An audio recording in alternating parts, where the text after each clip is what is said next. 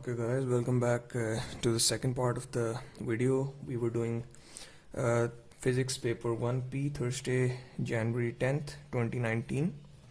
So without further ado, let's get on with it. Okay, we were done with 4 questions. The next 4 we will be doing today. So question number 5. This question is about electric motors. Diagram A shows a motor lifting a 780 gram mass. And there you can see the diagram. Ammeter, voltage supply, motor, mass and ruler. The current in the motor is 0.65 amperes and the voltage across it is 4.5 volts. The electrical energy transferred to the motor is 25 joules. Calculate the time taken for the motor to lift the mass. Give your answer to 2 significant figures. So we'll be using an equation of E is equal to V into I into T. E is the energy, V is the voltage, I is the current and T is the time. Because it doesn't specify us to write the equation, that's why I've written it in symbol form. Otherwise it's preferable to write it in word form. Okay, so all we need to do is substitute the values in this equation. 25 joules, which is provided. 4.5 volts, it's also provided. 0.65 amperes is also provided. What isn't provided is the time. So all we need to do is calculate this. Make sure to have every tool or every piece of equipment you need in the examination with you. So the time comes out to be 8.5 seconds. It comes in a further more decimal places, but it's preferable to write it in two decimal places. So we're done with question 5 part A part 1. Moving on to the next part. State the equation linking gravitational potential energy, mass g and height. So this might be the one of the simplest equations, in which you can say, because GPE is specified over here, you can write it GPE as well. So GPE is equal to mass into g into height. The value of g, if it matters in any question, you have to take it as 10, or if you want to be more precise, you can take it as 9.8 as well. But it's preferable to take it as 10 because it's easier to calculate that way and get answer in lower decimal places, because you have to round it off anyways. The mass gains 5 joules of gravitational potential energy when it is lifted. Calculate the height the mass is lifted. So you need to simply find the height. So again, you're just gonna substitute the values in this equation. So we are given 5.0 GPE. We are given the mass as well, which was 780 grams in the previous question. Let's just counter check. Yes, 780 grams is the mass. So whenever you're calculating anything in joules, make sure the mass is always converted to kgs. So 780 divided by 1000 makes it 0.780 kgs. G, as I told you, you should be taking as 10, and height is unknown. So again, we'll just calculate this equation, which gives us 7.8 is equal to h. So h will be 5 divided by 7.8. It gives us 0.64 meters to 2 decimal places. So we have the answer. Okay, part 4. Explain why the amount of electrical energy transferred to the motor is greater than the amount of GPE gained by the mass. So we know that nothing is 100% efficient. Everything loses energy or wastes energy in some manner. So here as well, to use a better wording, you'll just say energy instead of wasted. You can say energy is transferred to the surroundings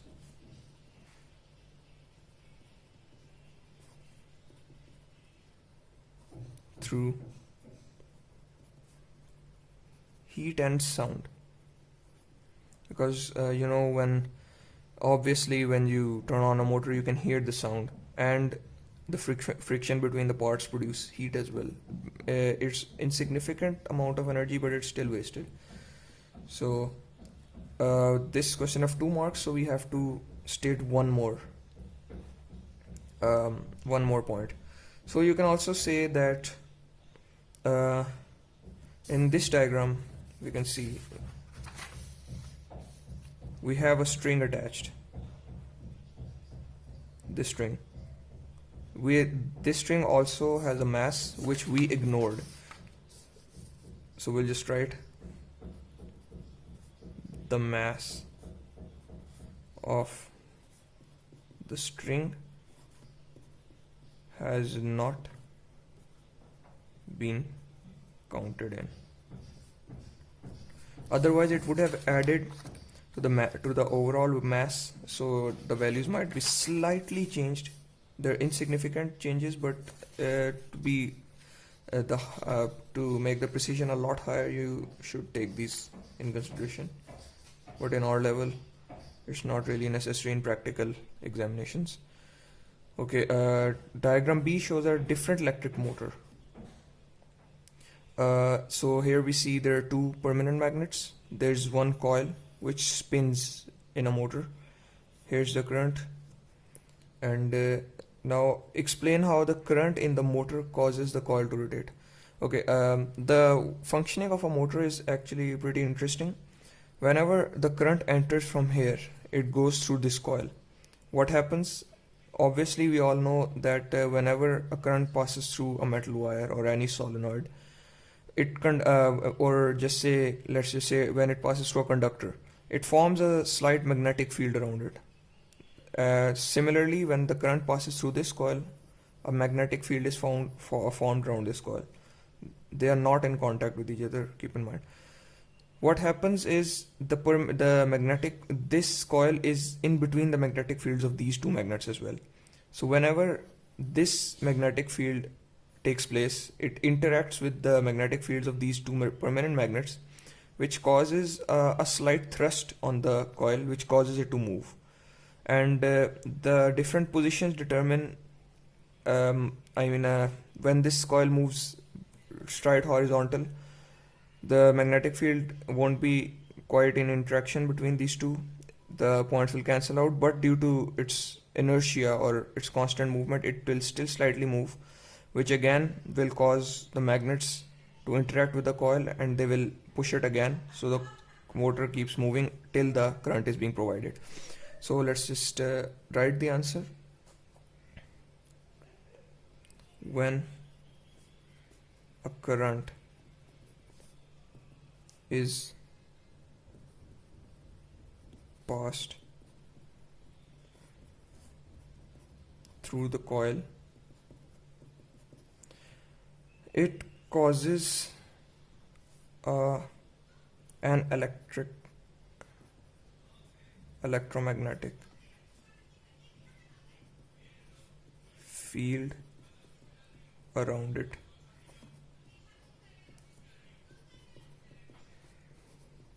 This field interacts with the field of the permanent magnets,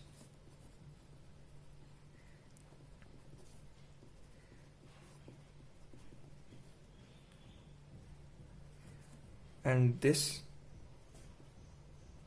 causes a thrust, or you can say a force, on the coil, causing it to move. Okay, so 4 marks. So we'll just say the first mark comes from this statement: when the current is passed through the coil. 1 mark, it creates a magnetic field around it. 2 marks, interaction between the magnets. 3 marks, and force on the coil. 4 marks. Okay, next question, question number 6.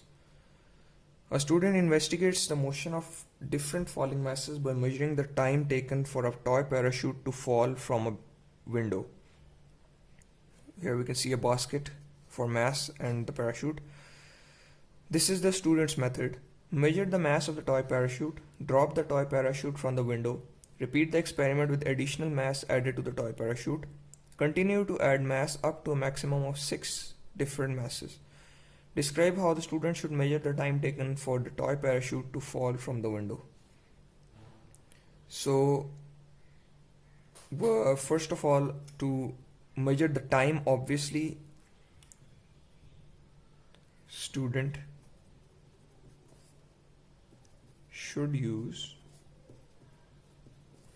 a stopwatch. 1 mark. He should start it when he lets the parachute go and stop it when it touches the ground. 1 mark for stating the device and the 2nd mark for explaining what he should do. State the independent and dependent variables in this investigation. So the independent variable is mass of the parachute.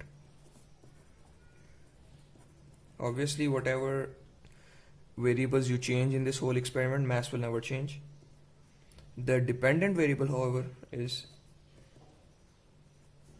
time taken to reach ground. But if you change the surface area of this parachute, or you increase the mass or change the wind temperatures, whatever, it will affect the time taken to reach the ground. So this depends, and hence is a dependent variable. State 1 factor that the student should keep constant in order to make this his investigation valid. 1 factor that a student should keep constant. Okay, there are multiple factors you can keep constant. For example, the height, which is actually the most important. If you throw it from a further height, it will take more time. If you throw it from a lower height, it will take lesser time. But you can also write, other than height, the air or wind outside should be same for both experiments.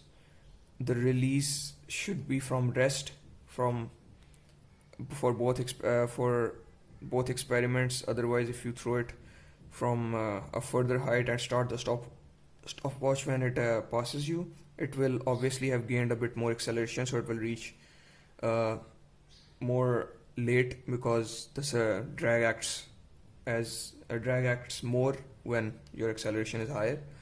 So same surface area of the parachute, that's also dependent. It should be the same in both, but what matters most is the height. So I'll go with height. So we'll just move on to part D. Okay, here complete the table by calculating the average time for a mass of 120 grams. So first of all, this is the average mean. Average mean means trial 1, trial 2, trial 3 all added to each other and then divided by the number of trials, which is 3. So let's just counter check this statement. First we'll check the first one, 1.72 plus 1.67 plus 1.65 all divided by 3. It gives us 1.68. So we'll do the same for the missing box. 0.9 plus 0.88 plus 0.85 divided by 3. This gives us 0.88. It gives us 0.876, but we'll just round it off to two decimal places or 2 significant figures. So part D is done. So here's part 2. On the grid, plot a graph of the average time taken for each mass.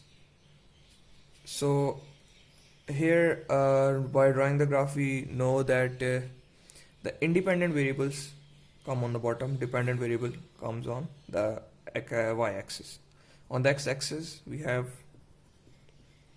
masses in grams. Make sure to write the unit in which it's calculated, and here is time taken in seconds, or let's just say average time. That's, you have to write average time because we're plotting the average time against mass. So next we write the values. Make sure to use more than half of the graph, otherwise it will be difficult to plot and it will be difficult to read.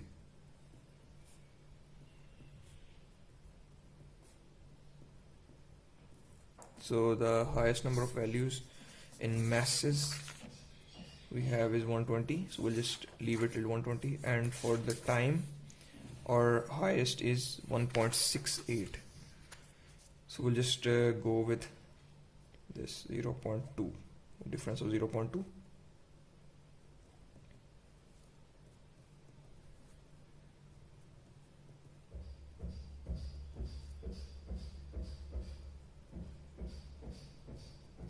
A little more, so 1.8 will be our highest, and here we have a 0. Now we need to plot these graphs. Plotting cannot be too precise on this graph because it's up to 2 decimal places, so we'll try to keep it as close as possible. So for 20 grams we have an average mean of 1.68, so we'll try to put it 1.6 is here, 1.7 is in between, so we'll just keep it till 1.7 here. Try to make this with a pencil. In case any error takes place, you are good to correct it. For 40 we have 1.26. Where's 1.2? 1.2 is here. 1.26 should be here because 1.3 is here. We'll make it close to a little half. So for 60 grams we have 1.11. So we'll just place it at a little over 1, or oh no, 1.1 is actually half of these two. We'll just place it in between till here, or sorry, in make sure it's in 60. This is insignificant.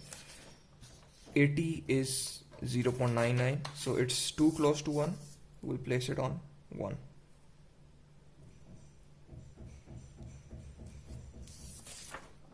On 100 we have 0.93. 0.9 is somewhere here.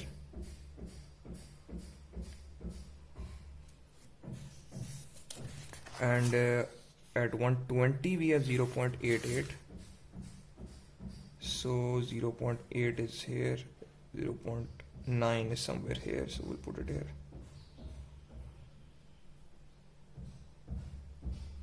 There. Now what it says draw the curve of best fit. So best fit means on average, or what you think is right, is it goes through. Make sure it's neat. Mine's a little curvy. Try not to get to these curves, so here. And also try not to make multiple lines on one graph. It can affect your marks and it's difficult to read. So whenever you're giving the exam, try to make it a bit neater. So we're done with this. Or question number 6 part E. This is a long question costing us giving us actually 17 marks. Put aside the pencil. The student notices that the toy parachute accelerates and then falls at constant speed. The arrows in the diagram show the size and direction of the forces acting on the toy parachute at different points during its fall. Label the forces on the last diagram. First we'll just evaluate the diagram. At the start, we'll see the downward acceleration is like maximum. In the center, we'll see the weight is more than the drag, so it's still accelerating downwards. Over here, we'll see the arrows are equal, which means that downward force is equal to the upward force, so there is zero acceleration. It's moving at constant. So the downward will just write weight, and the upward you can write drag, but to be more precise, I'll write air resistance, or you can write air friction as well. Explain why the toy parachute accelerates and then falls at a constant speed. So there, at first we'll just answer this question using these three diagrams. So we'll just write at first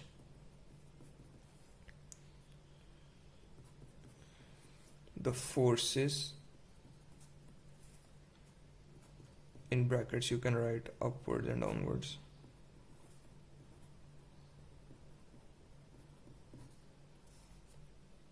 are unbalanced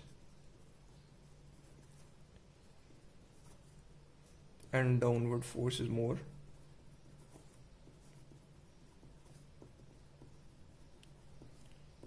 So the parachute accelerates,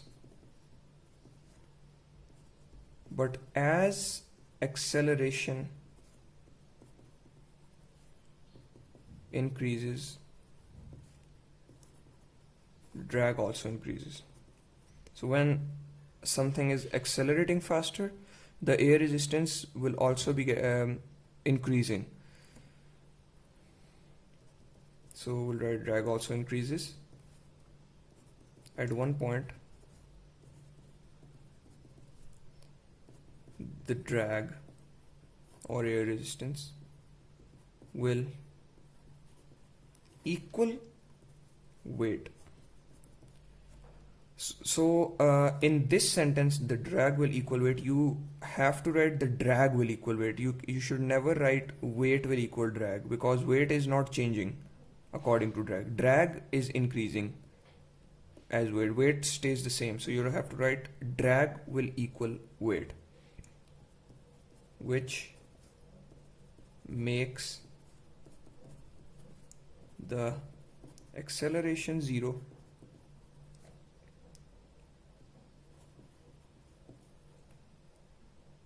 so there is no resultant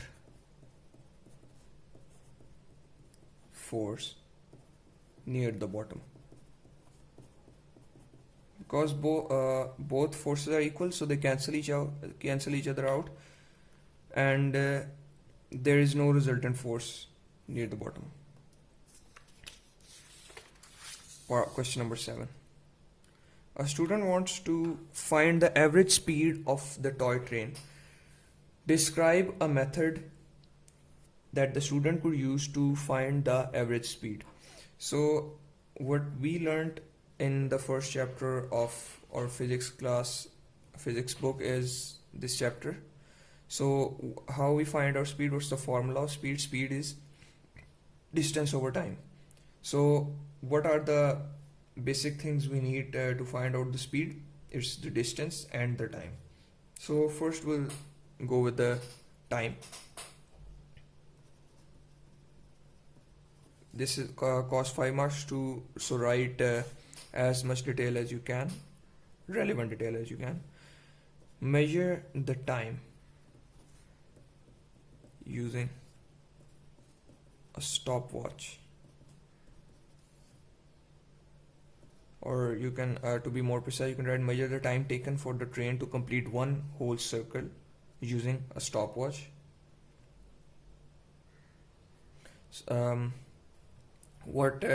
I'll just write it in more detail.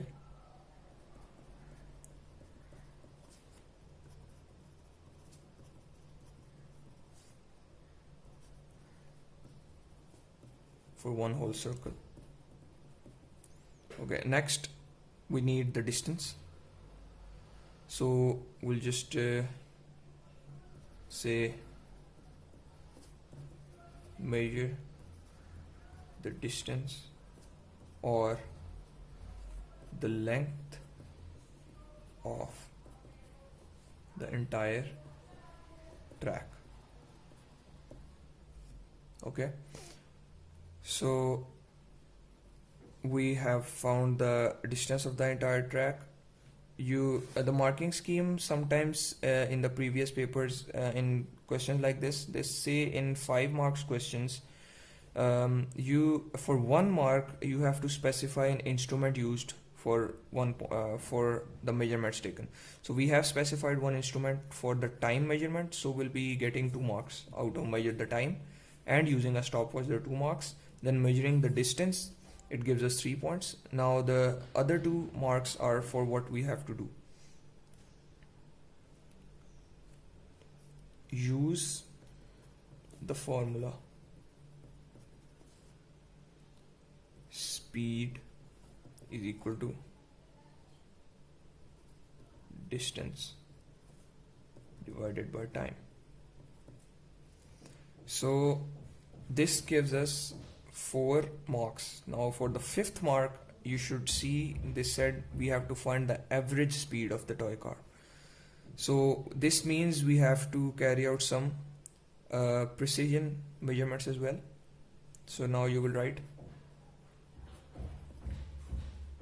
we'll just say repeat the experiment multiple times and remove normalities from the results.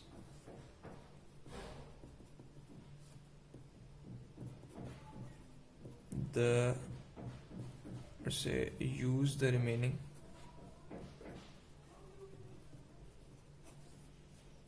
results to find the average speed.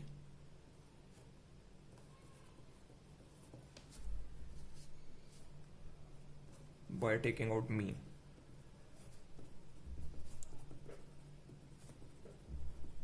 So 5 marks there. So the questions are sometimes long, but not necessarily hard. So this one was quite easy because it's the first thing you're gonna probably learn in physics, and it's nothing really complicated. You need to take the measurement of time, of the distance. You need to find the speed using speed is equal to distance over time, and you need to give one instrument and have to take average and remove anomalies. So we're done with question 7. Now we're moving on to question 8, or last question for this part. The mass of the child and sledge is 45 kgs. Here you can see the man is pulling a child on a sledge. The unbalanced force acting on the sledge is 49 newtons. So if the sledge is moving towards the man as the man walks, then the unbalanced force is this way, and it has to be 49 newtons. State the equation linking unbalanced force, mass and acceleration. So unbalanced force is equal to mass times acceleration.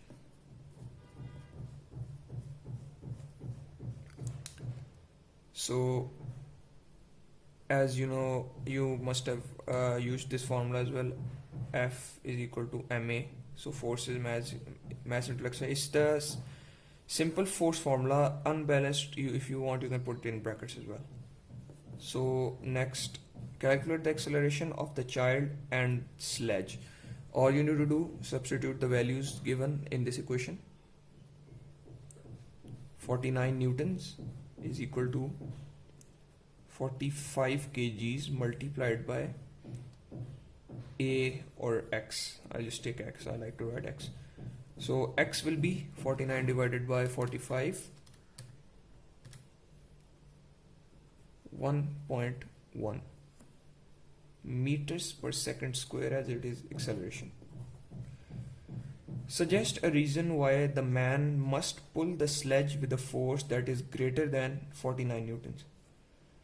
Okay, so 49 newtons here is counted only if there is no friction or air resistance or any kind of drag added.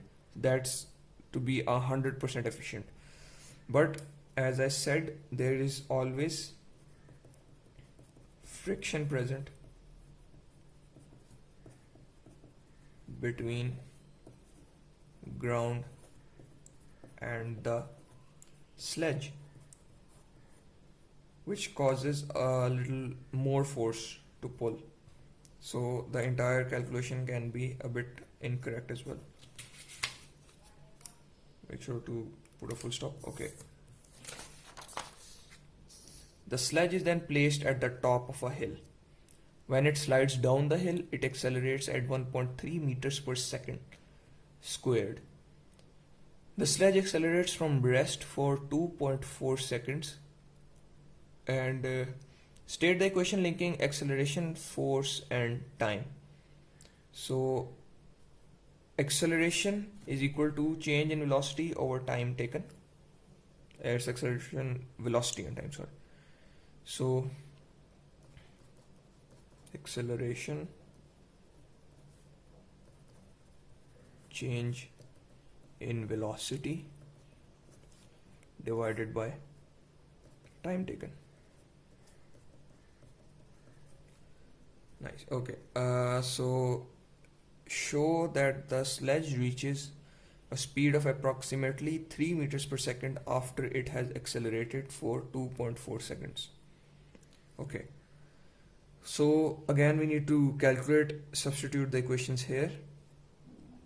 So velocity, speed means velocity, so we'll just use this formula. At, v is equal to at, v is equal to acceleration into time. So we'll just substitute the equation. So over here acceleration and time.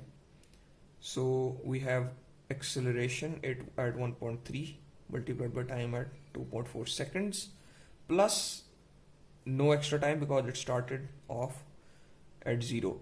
So we get the value at 1.3 into 2.4, 3.12. So you'll just write 3.1 meters per second. Next question. Next part. The velocity time graph shows the motion of another sledge. Which feature of the velocity time graph shows the distance traveled by the sledge? So remember, whenever a velocity time graph is there, to find the distance you need to find the area of the shape of the graph. So over here we have a trapezium. When you find the area of this trapezium, you will find the distance traveled by the sledge. Which feature of the velocity time graph shows the distance traveled by the sledge? As I said, area under the graph or under the line. Describe the motion of the sledge during the journey shown by the velocity time graph. So describe the motion. So at from 0 to A, first we'll see.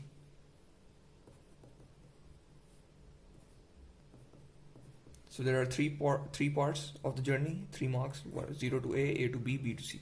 From 0 to A, there is constant acceleration, because as time increases, velocity increases as well. So if you take out the gradient is gonna be high, and velocity is increasing more with time. So the car is speeding up, it's accelerating, but constantly, at constant, it's not fluctuating in acceleration. So from A to B, there is constant velocity,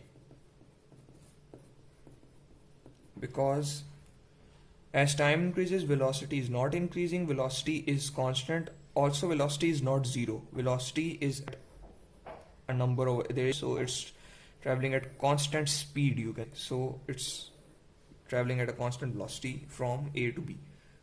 From to C, you can see that the graph is downwards, so as time increases velocity is decreasing, so